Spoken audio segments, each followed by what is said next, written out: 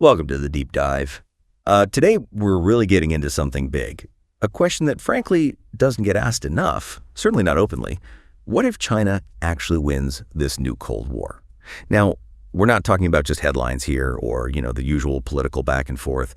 We want to fearlessly explore this hypothetical. What would it really mean?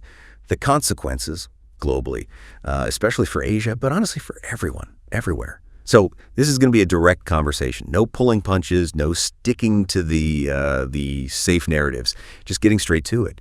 And, when we talk about a new Cold War, it's important to be clear. This isn't like the U.S.-Soviet standoff. Not exactly. It's more subtle. A struggle fought across, everything. Economy, tech, ideas, influence. Positioning, right? Setting the rules. Not necessarily tanks rolling. And here on the Deep Dive, that's what we do. We take your sources, your research, your notes, and we pull out the key insights, the important stuff. We're basically your shortcut to being properly informed with some surprising facts, maybe a bit of dark humor along the way. So if you want genuine, unfiltered insights, you're absolutely in the right place. Hit subscribe now on Trend Media. Join the community. Don't miss out on these deep dives where we, look behind the curtain. Yeah, it's a crucial discussion, really vital, and it does get lost, doesn't it, in the day-to-day noise. The shifts we're talking about are, they're tectonic, fundamental. They really demand this kind of unblinking look without the usual spin. Okay, let's dive in then. Let's set the stage. To really get this, we need to define our terms. When we say China wins, what does that actually mean? What does victory look like in this kind of Cold War? Is it just about money, or is it bigger? Right. And that's key. Winning here isn't like, a single event, no V-Day parade. It's more of a process, a transformation spread out over years, maybe decades. For China, winning means becoming the undisputed top dog in Asia, the preeminent force. And maybe not just Asia, but globally central too. And it's not just one thing. It's dominance across the board, military, economic, and political. All three. Okay, all three. Can you break that down a bit? What does that dominance look like in each sphere? Sure. So militarily, it means China has the clear ability to project power way beyond its own shores, to defend its interests, which are becoming increasingly global, right? And crucially, to deter anyone else in Asia. From the Indian Ocean clear across to the Pacific, think a navy that can challenge anyone, maybe even surpass them, controlling those key sea lanes. Right, at the waterways. Exactly, yeah. Economically. It means Beijing becomes the main engine of global growth, setting the terms for trade, setting the financial rules, their currency, the yuan, their trade deals. They shape how business gets done, maybe even globally, like a new Bretton Woods, but centered on Beijing. Wow, okay. And politically? Politically, it means the U.S. and its allies see their influence drastically reduced, maybe even gone, at least in Asia. This isn't just a minor adjustment. It's a fundamental reshuffle of the global power structure. China ends up in the position to basically dictate the rules, the norms, how Asia operates, setting the agenda on everything from sea laws to digital rules to supply chains. They become the rule setter. A rule setter for the whole continent. That's a huge shift. It sounds pretty stark. But let's be real. For people listening, maybe thinking this sounds a bit sci-fi, is this genuinely possible? Yeah. Or is it just a theoretical exercise, a far-off hypothetical? Could China really pull this off? That's a fair question, and the blunt answer is yes. Absolutely possible. It's not just hypothetical. There are concrete reasons, based on what we're seeing right now today, trends that point in this direction. Like, what are the big ones? Okay, first, just the sheer scale of China's economy. It's colossal, obviously. But it's not just the GDP number, it's the strategic control they have over supply chains, rare earths for all our tech, manufacturing basically everything. Think about your phone, your car. A lot of that relies on stuff flowing through a system Beijing can heavily influence, maybe even turn off. That's leverage, massive leverage. This economic engine fuels everything else. Their military buildup, the Belt and Road projects, their financial clout internationally. You just can't ignore that economic base. Okay, the economy is foundational. What else? Second, their military buildup. It's continuous, it's significant, and it's getting very sophisticated. We're seeing huge advancements, naval power, new carriers, advanced ships, but also high-tech stuff. Hypersonic missiles, the kind that are really hard to stop. Plus, cyber warfare tools, space capabilities. It's not just about numbers anymore. It's about quality, tech, and integrating it all strategically, building a force to protect those global interests we talked about. Right. Not just a big army, but a high-tech one, too. Exactly. And third, this is crucial, they're actively building alliances. Why? Partnerships across Asia, yeah, but also way beyond, into Africa, Latin America. These aren't always formal treaties like the West uses. Sometimes it's economic ties through Belt and Road. Sometimes it's security cooperation. But the point is, they're building their own network, challenging the existing U.S.-led system, creating options for countries, a different pole of power. So yeah, economy, military, diplomacy, put it all together. And this scenario isn't just possible. It's looking increasingly plausible, something we really need to grapple with. That definitely makes it feel less hypothetical and more immediate. Okay, so if this is plausible, how do they actually do it? Militarily speaking, how does China achieve that kind of dominance on the ground, or I guess on the seas? What are the key military moves, the objectives? Well, the military strategy would be focused on securing that regional dominance and, frankly, pushing others out systematically. The absolute number one objective, total control over the South China Sea. Why is that so important? Resources, islands. It's partly resources, yeah, but it's much bigger than that. Strategically, it's everything. About a third of all global shipping goes through there. Trillions in trade. Control that, and you control the flow of global commerce. Huge leverage. Plus, it acts as a massive strategic buffer, a base to project their naval and air power much deeper into the Pacific, into the Indian Ocean. It becomes their backyard, essentially, a fortified one. Okay, so lock down the South China Sea. What else? Alongside that, you see the constant expansion of military bases or access to ports, creating a network of outposts. We know about Djibouti in Africa. There are reports, strong suggestions about places like Cambodia, Pakistan, maybe others. Strategic points around the globe. These bases let them deploy forces quickly, gather intelligence, support their navy far from home. It extends their reach enormously. A global footprint. Precisely. And the ultimate goal of all this, to effectively push the U.S. Navy out of the region, or at least make it incredibly risky for them to operate close in. This is what military folks call A2AD, anti-accessoria denial. Right, I've heard that term. Yeah. It's not necessarily about sinking ships in a big battle. It's about creating a keep-out zone, using long-range missiles, advanced radar, cyber attacks, maybe even anti-satellite weapons. Make it so dangerous, so costly for the U.S. Navy to intervene effectively that Washington decides it's just not worth it. Or impossible. Deterrence through denial. So control the seas, build bases, keep the U.S. out. What's the effect on China's neighbors then? Well, once you've got that kind of military dominance established, intimidation becomes a key tool. And deterrence. You don't always have to fight. Just showing you can, overwhelmingly, is often enough. Compel neighbors to fall in line. Accept Beijing's terms. We see this already with gray zone stuff, right? Fishing fleets, Coast Guard pressure, economic coercion backed by military muscle. The implied threat is powerful, and ultimately it all serves to prevent any meaningful U.S. intervention if a regional crisis flares up. Ensure China can handle things its way, unchallenged. That paints a very effective and maybe worrying picture of military strategy. Yeah. But what about the big regional players who might push back? I'm thinking India, Japan. They work closely with the U.S. What does this scenario mean for them? How intense does the pressure get? Oh, the pressure on them would be immense. Absolutely immense. Look, from Beijing's perspective, a key strategic goal has to be splitting that U.S., India, Japan alignment. You know, the Quad with Australia is part of it, but also the bilateral U.S. ties with Japan, South Korea, that whole network. That network is the main counterweight to China in Asia. So dismantling it or neutralizing it is critical for China's dominance. And how would they try to split it? A mix of tactics. Carrots and sticks, basically. Diplomatic efforts to play on any existing tensions those countries might have with the U.S. or each other. Big economic deals, access to China's market, Belt and Road projects, making it very costly to not cooperate with Beijing. And then the stick. Implicit military pressure, demonstrating that resistance is futile, or at least incredibly risky, making alignment with Beijing seem like the pragmatic, safer choice. It's not about invading Japan or India. It's about making opposition seem impossible. So breaking that alliance is key. It's game over for U.S. influence if that happens, if that alliance structure crumbles. Game over. That's strong. I think so. It signifies the end of America's ability to really shape events militarily and geopolitically in Asia. That's a massive shift, a decisive one.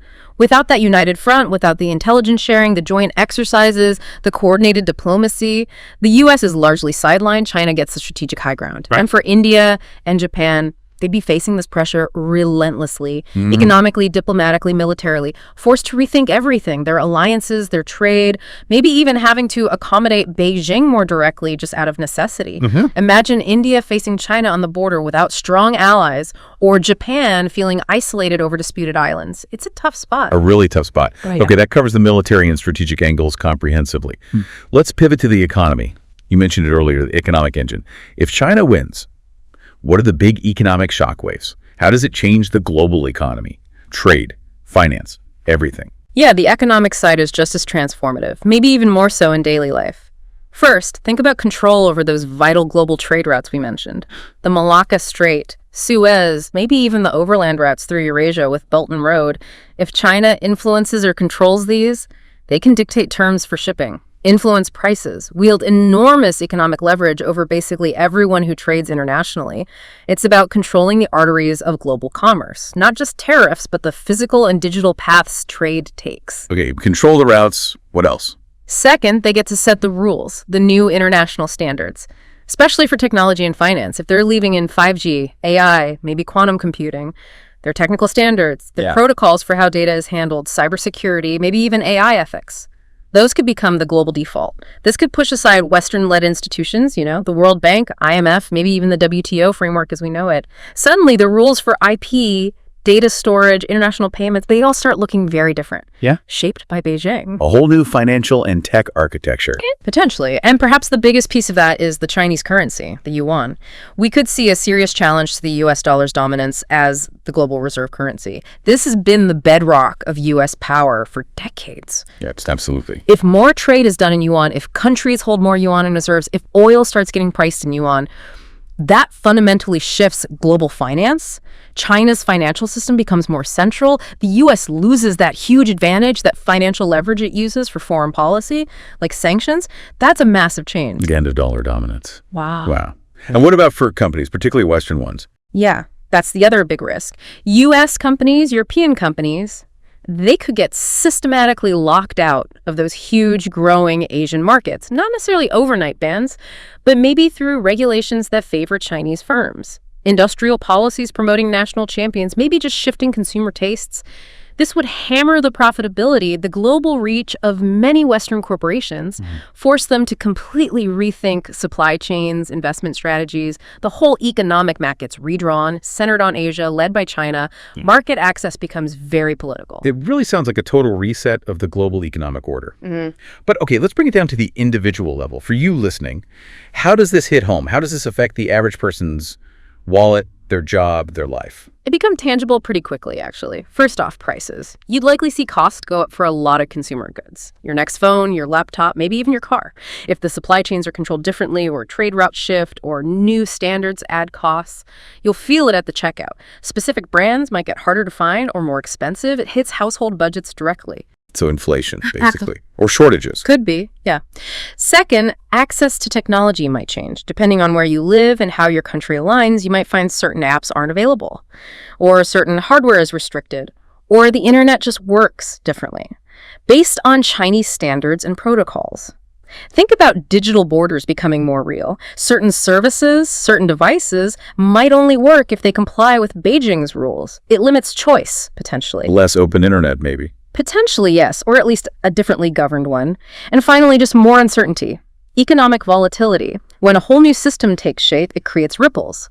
Businesses hesitate to invest. Currencies might fluctuate more wildly. Job security and industries disrupted by these shifts could decrease. It just creates a sense of flux.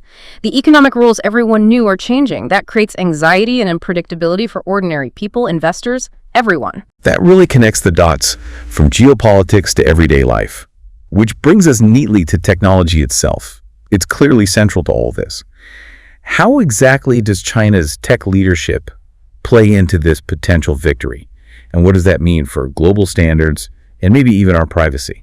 Technology is absolutely critical, maybe the critical domain in this new Cold War. China isn't just catching up anymore, they're actively leading in key areas. You mentioned 5G infrastructure companies like Huawei built a huge global presence. They're defining the next generation of connectivity for many countries. Then there's AI. Massive investment, huge data sets, rapid progress in facial recognition, natural language processing, autonomous vehicles. State backing helps push this forward incredibly fast. And of course, advanced surveillance tech, highly integrated domestically and increasingly sophisticated. It's a whole tech ecosystem they're building strategically. So they're not just making things, they're setting the standards. Exactly. If China wins their tech standards, how data is handled, how networks talk to each other, the ethical rules for AI could become the global default. Companies and countries worldwide might find they have to adopt these standards just to stay competitive, to be interoperable. You essentially plug into a China-led tech world. Decisions made in Beijing about data privacy or AI ethics start shaping the rules everywhere. And the consequence of that. A major consequence is the potential spread of digital surveillance. Globally, if Chinese tech built around their models of governance and control gets integrated into smart cities, security systems, communication networks worldwide, then the tools and techniques used for monitoring within China could become far more common everywhere else.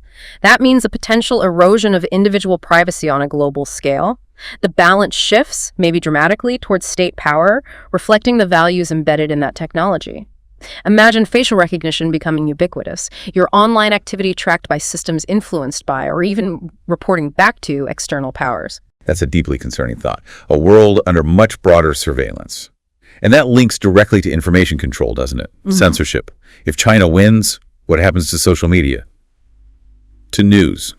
To the free flow of information as we perhaps naively know it? Yes, it connects directly. Information control is central to China's domestic system. Mm-hmm. The Great Firewall, the censorship apparatus, it's all well known.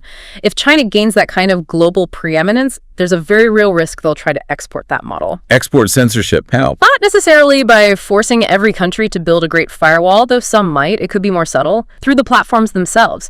If Chinese tech companies dominate social media, search engines, communication apps globally, those platforms could have built-in features for content moderation, data collection, narrative shaping that align with Beijing's preferences. It extends their control beyond their borders through the digital infrastructure everyone uses. So a world where what you see online is curated, restricted. Potentially, yes. Heavily curated. Maybe subtly restricted. Instead of the messy open internet we mostly have now, you might get an information environment where certain topics are downplayed, dissenting views are harder to find, and official narratives are amplified algorithmically. This impacts free expression, obviously, but it also makes it much harder for people to get diverse information, to form independent opinions. It's about controlling the narrative on a global scale, shaping how billions perceive reality. That's an incredible amount of power. A chilling thought indeed. Controlling the narrative itself. Okay, let's step back and look at the big picture again. If this scenario plays out, if China emerges as the winner, what does the new world order actually look like? How does global power realign? Who's in, who's out? It would be a radical realignment, a fundamentally different world map, geopolitically speaking. At the center, you'd have China, undisputedly, setting the agenda, influencing decisions globally, the new center of gravity for international relations, diplomacy, maybe even culture. Beijing becomes the indispensable capital. And who aligns with them? Well, you'd likely see existing partnerships solidify. Russia, Iran countries, already odds with the West would probably draw even closer, forming a more coherent bloc. Sharing tech, coordinating energy policies, maybe military cooperation.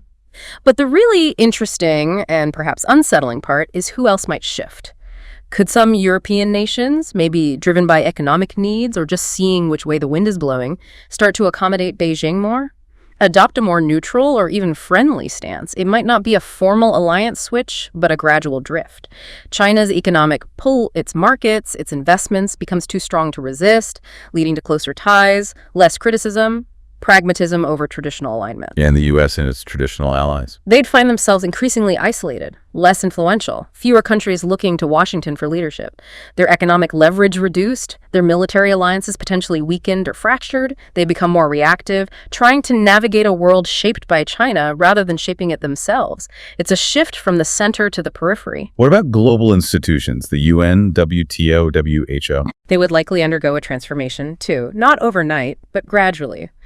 As China's influence grows, through funding, through building voting blocs with aligned nations, These institutions could start to shift their priorities. Their agendas, their leadership, their core values might align more closely with Chinese interests. Western influence gets diluted.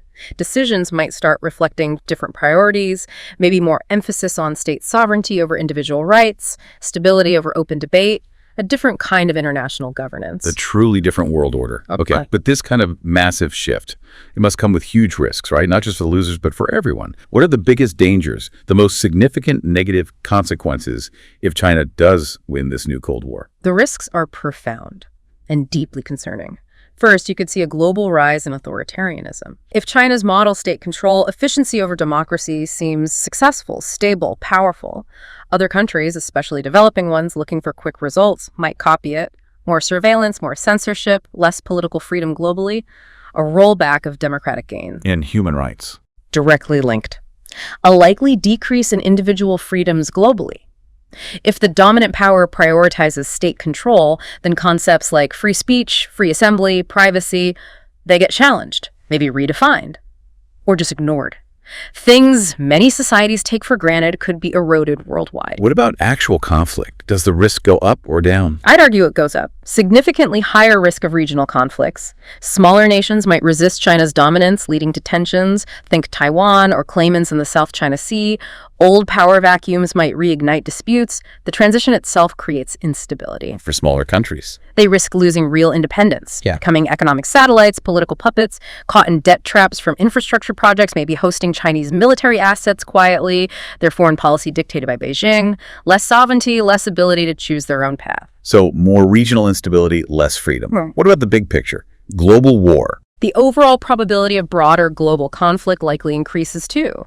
Power transitions are historically dangerous periods. Miscalculations happen, proxy wars can flare up.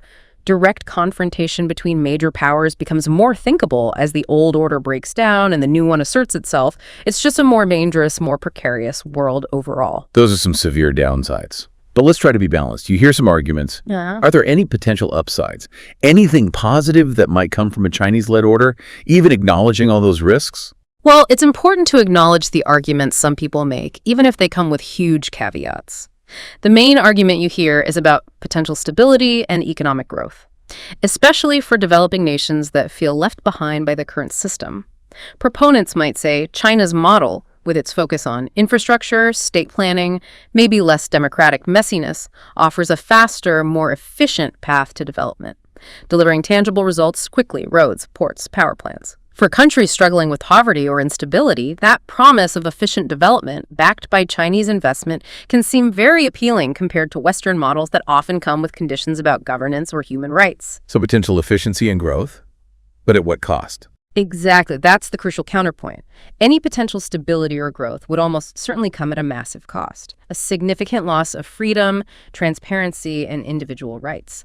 The efficiency comes from top-down control, suppressing dissent, ignoring checks and balances. It's a fundamentally different value system, prioritizing the collective, or rather the state, over the individual. So yes, some might argue for an upside in terms of raw economic development, but you have to weigh that against the immense sacrifice of liberty and open society. It's a stark trade-off. A very stark trade-off indeed. Okay, let's bring in our listeners now. We've got a couple of great questions from the audience. First one is really about resilience. Could the U.S. and India bounce back if China wins?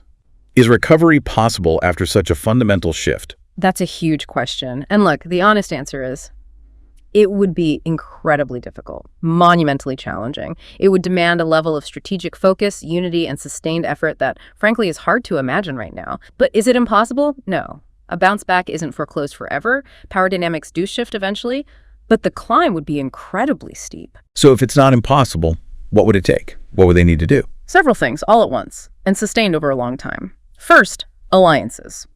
They'd have to rebuild and massively strengthen alliances, not just the old ones, but forging new partnerships across the globe with nations also wary of Chinese dominance.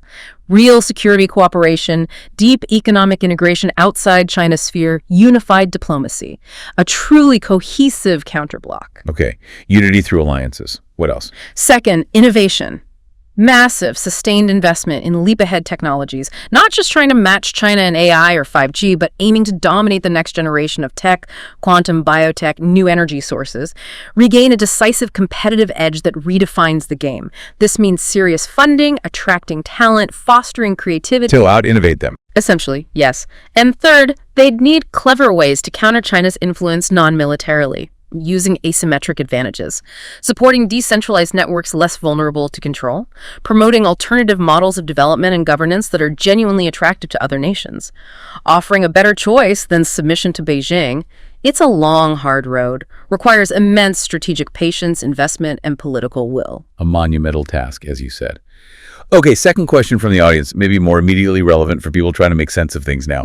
What should we watch for as signs China is winning? What are the real-world indicators, the canaries in the coal mine, that would show this shift is actually happening? That's a great practical question.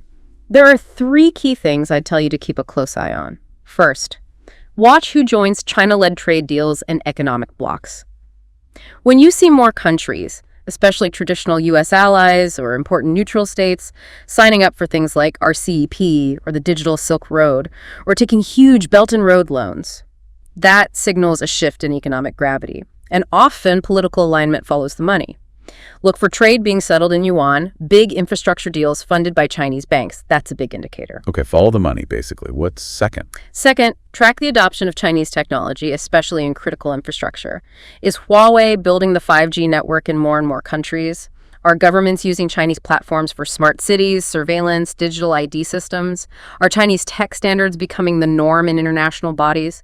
The deeper Chinese tech gets embedded globally, the more reliant countries become, and the more influence Beijing gains over data, standards, and potentially control. It's about the digital backbone of society. Right, the tech integration. Yeah. And third, watch for de-dollarization. Any significant move away from the US dollar in global trade and finance. This could be countries doing more bilateral trade in their own currencies, bypassing the dollar. Central banks holding more yuan in their reserves. Maybe even major commodities like oil starting to be priced in yuan. Every step away from dollar dominance weakens U.S. financial leverage and strengthens China's relative position. It's a slow burn, maybe, but incredibly significant if it accelerates. So yeah. Trade deals, tech adoption, and the dollar status. Watch those 3 closely. They'll tell you a lot about the real direction of travel. Excellent. Very concrete things for people to track. So, thinking about that direction, let's look ahead. If China's on this path, aiming for victory or consolidating it, what are their likely next moves? What's the strategy going forward for them? Well, assuming they're pursuing this path, you'd expect them to double down on what's working, right? So first, more alliance consolidation. Keep building that network. Deepen ties with existing partners like Russia, but really focus on pulling neutral or even rival-aligned countries closer. Using that mix of economic incentives, diplomacy, security cooperation. Isolate the U.S. further by expanding their own circle of friends and dependents. Good. Keep building the block. Second, relentless focus on technological supremacy. Keep pouring resources into AI, quantum, biotech, space, advanced materials. Aim not just for self-reliance, but for clear global leadership in the technologies that will define the future economy and military power. Control the future, basically. Maintain the tech edge. Absolutely. And third, continue the military expansion, especially power projection capabilities. More aircraft carriers, a truly global navy, more overseas bases or access points, refining those A280 capabilities to lock down their sphere of influence and deter intervention further afield. Continuous modernization and expansion of reach. It's a multi-pronged, long-term strategy. Makes sense. So what about the other side? The U.S., India, others trying to counter this. If that's China's path, what's the absolute must-do for the U.S. and India to stay in the game, to maintain influence, maybe even push back? The imperative for them is stark, really. It boils down to 2 things: unity and innovation. They have to stay united.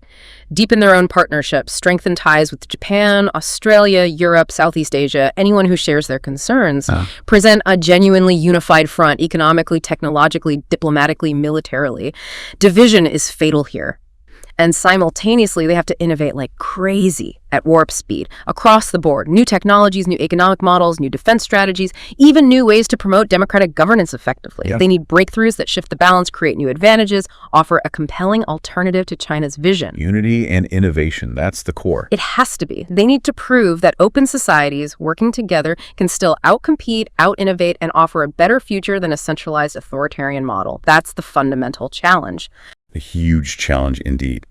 Well, this has been an incredibly insightful, if somewhat sobering, deep dive. As we wrap up, I want to leave our listeners with one final thought, something to really chew on. Yeah, if there's one thing to take away from all this, it's this.